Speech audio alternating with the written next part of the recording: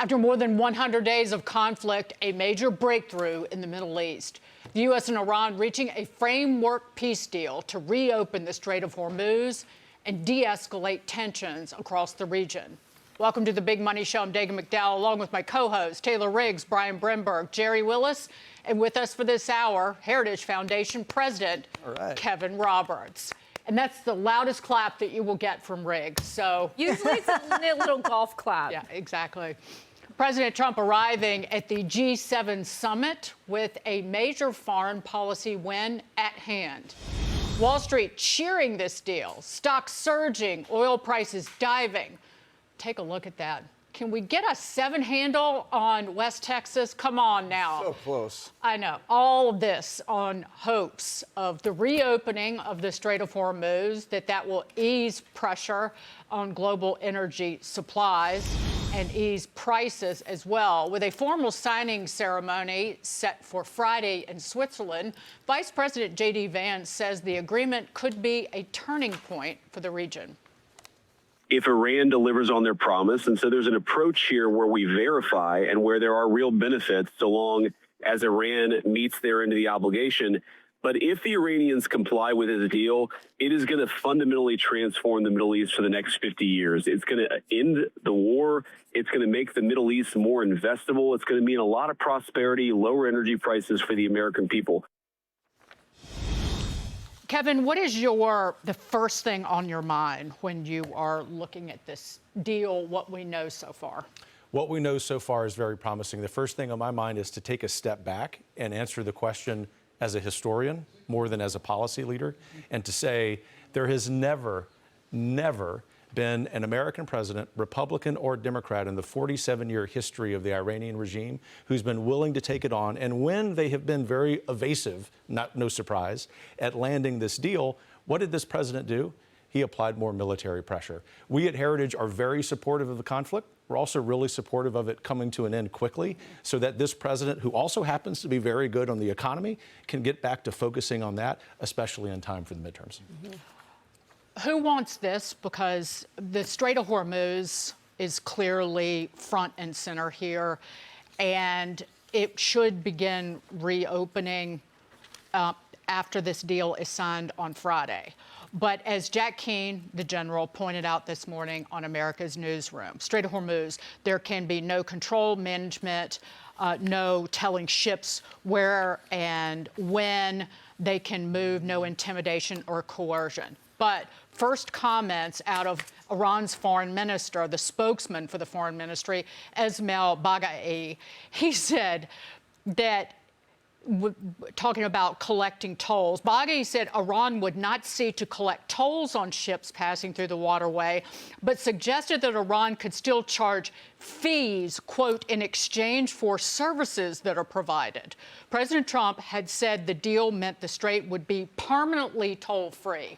Who wants this? Because this is assuming one of the things that will be discussed in the next 60 days. So so Iran is saying, like, you got the U.S. statements on this and the Iranian statements on this. And they seem to be, there seemed to be a gulf between them, I guess you could say. But so just a question on Iran.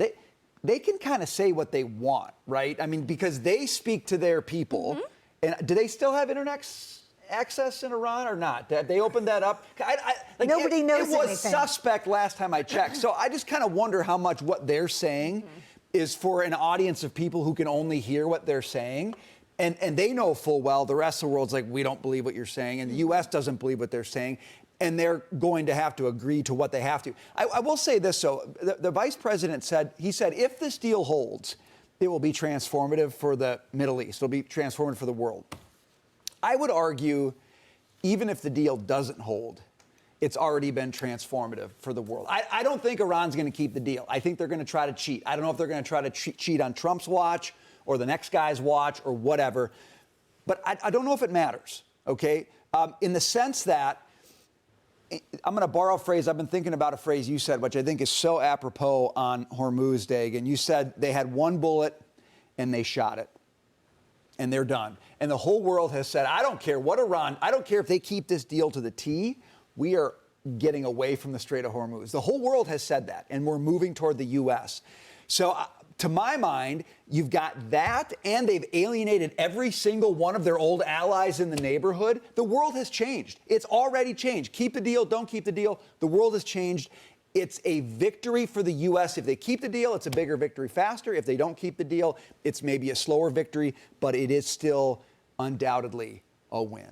I kind of sort of tend to agree with that. This feels similar to, and we've talked about this, how it felt during COVID, where we kind of all woke up and realized our supply chains in China getting like key pharmaceuticals weren't like the smartest idea we've ever had. So again, instead of maybe 20% of energy in the Strait, maybe 5 or 10 years from now, it's closer to 10% or 8%. You know, that's up to people to figure it out. There was a really interesting note I read, Brian, when you talked about how the world order has changed. One of the ways that this feels different to me is the Gulf states, how they have either turned on Iran or delivered for the U.S. And there are sort of major non-NATO allies that have really shown up in times when NATO has not shown up. So again, sort of brokering those deals with us feels transformative in our relationship with Gulf nations going forward.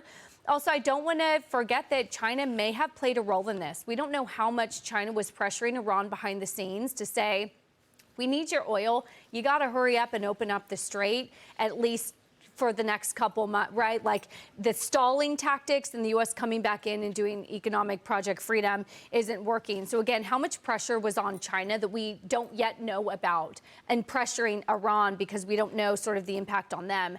Third sort of key take is maybe that Kharg Island threat worked when he said, we're going to go in and do it. And Iran blinked and they said, OK, never mind. Again, these are all sort of things behind the scenes that I think we're just going to, from now on, come to terms with. So I think the only sort of to caution some of the optimism that we have here today is really good notes out today about looking at the WTI contracts. In December, it's still at 75. Pre-war, it was at 63. Brent in December. The close for WTI was 67.26 the day before we went into Iran for West Texas Intermediate. Yeah, Brent was 68. That December contract is still about 80. So you still have the market. And again, I liked your point. Why can't I get a 7 handle on WTI? We had it for moments today. Yeah. But again, my argument, I think, is like until the Strait is open. Right. I need like not a 3-month. It's going to take like there's going to be a month of a backlog here. But I think when we work our way through that backlog, that'll help. But I kind of need it to like really, really be open and see the ships moving. So President Trump right now is sitting with the leader of France, Emmanuel Macron, at the G7 at Avion-les-Bains in France. And he just said that the Strait is already partially opened and the deal is signed. Okay. Based on this is ongoing, live. We'll bring you updates as we get it. But we Strait partially opened, deal is signed. Can I just jump on? Oh, go ahead. No, please. You're the guest. Please do. Oh, my goodness. Yes. The Southern gentleman's having a hard time doing that, so I'll be quick. I'm Southern game, so you're fine. Just going to underscore the points that Brian and Taylor made, which are that if this deal, for some reason, Dagan, isn't signed, or maybe we get to the 58th or 59th day and it isn't finalized, our estimates by military experts at Heritage are that Iran's military has been set back 20 to 25 years.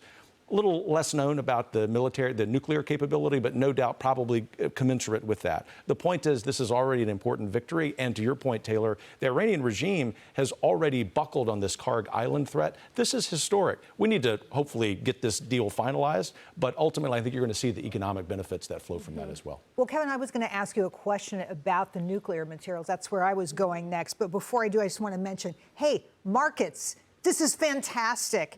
And you know what's really interesting about this? If you look at the day that Trump made the announcement that we were going to war, we are up mightily since then, but not as mightily as you might think, because the stock market has been moving ahead almost all the way along. The Dow up 5.8%. The S&P up 9.7, the Nas up 12.5, almost 13%. And this is with a major war going on. So I think that's amazing. But to you, Kevin, this issue of the slow staging in of what's going to happen with the nuclear materials, this worries me. I was on board with the idea that needs to be removed. not just some long-term negotiation, but changing the policy entirely. What do you make of it?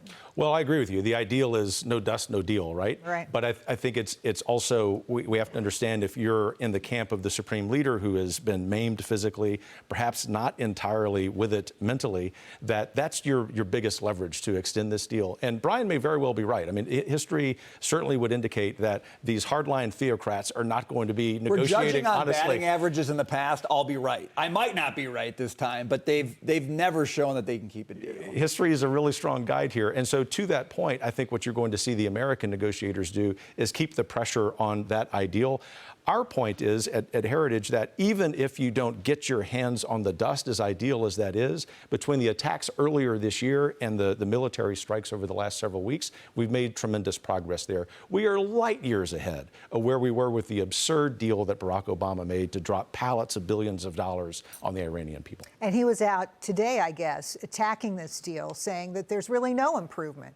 What did you guys make of it? Well, there were no sunset clauses. There were sunset clauses for the nuclear program in Barack Obama's JCPOA. There was nothing about ballistic missiles or the funding of terrorism in the region and terror proxies. So President Trump in the next 60 days and his negotiating team will need to get a better deal than that. And that kind of raises all of the risk in this deal in the weeks ahead.